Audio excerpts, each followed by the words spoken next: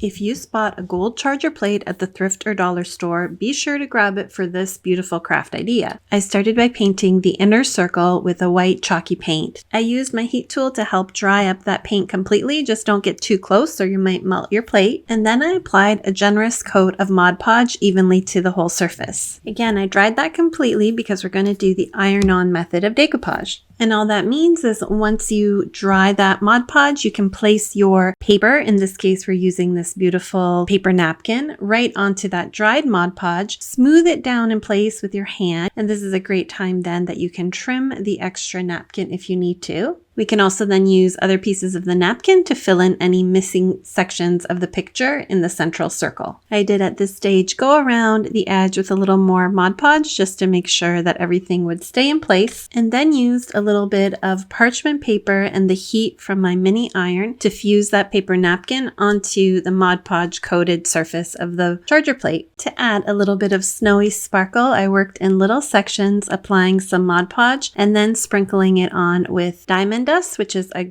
glass-based glitter that gives a really beautiful sparkle. Next, I glued on some embellishments, including some green stems. I like to use a combination of hot glue and Gorilla Glue when gluing onto plastic plates. I gifted this piece to my mom because it reminded me of the church in the village where she grew up and thought it might remind her of the same.